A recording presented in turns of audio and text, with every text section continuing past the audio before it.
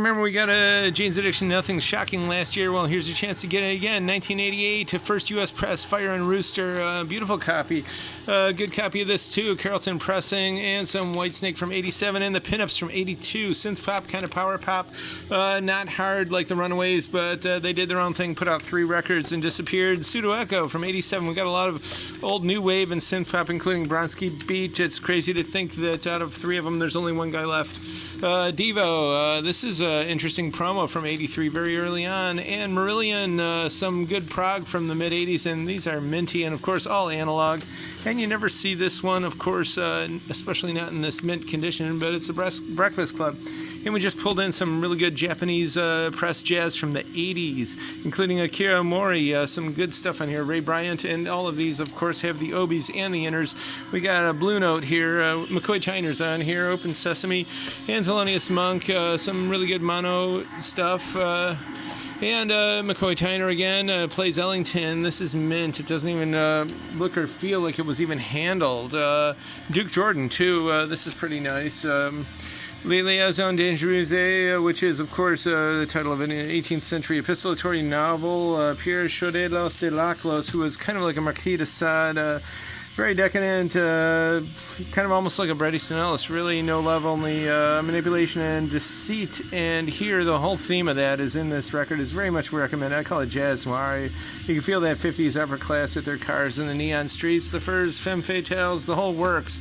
And Jimmy Buffett, one particular harbor, doing that whole tropey of the accidental adventurer out and getting caught by the claws of the Orient and escaping somehow, but definitely not tiki.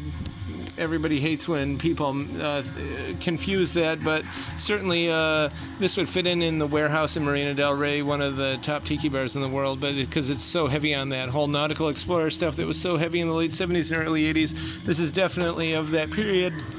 And it's Florida music indeed. Gene Kelly, Sealed from 79, and Charlene, she had 1 hit, and that's what it was. I've Never Been to Me, Sealed, also from 82. Very soft LP. And Anthony Newley, reading from a book by Jennings Cobb, which I'm sure was probably an alias.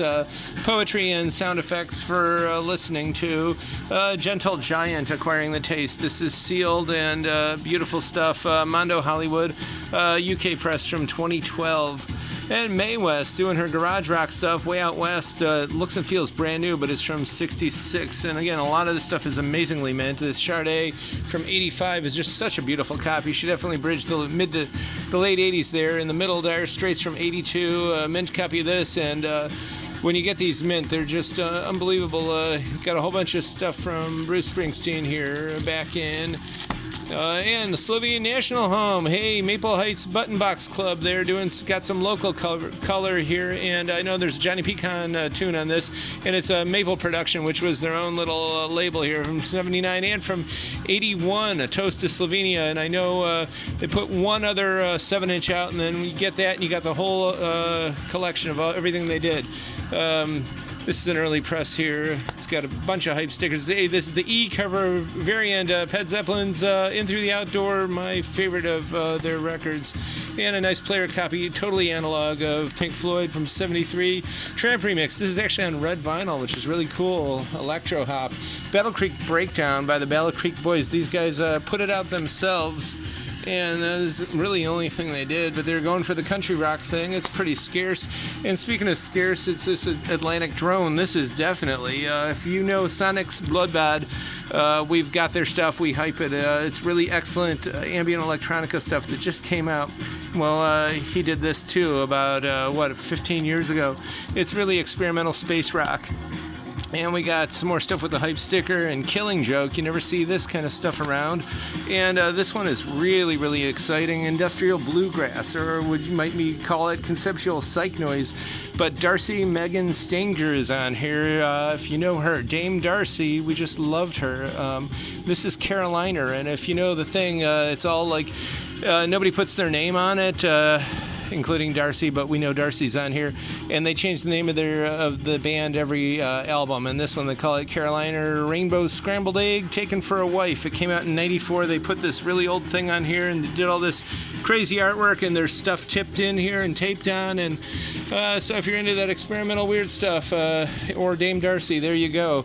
Pete Seeger's doing guitar here on this Deutsches Volksmusik from '54, Martha Schlamm, and Diamonds, of course, the big 12-inch Herb Alpert, and Edna St Vincent Millay, of course, the great American poetess, reading her work. This is rare. It's 4 big slabs of shellac here, 78 in the book, and all these more at the current year, 5580 Ridge, as well as online. Check us out on YouTube. We ship, and we're here Saturday 11 to 6.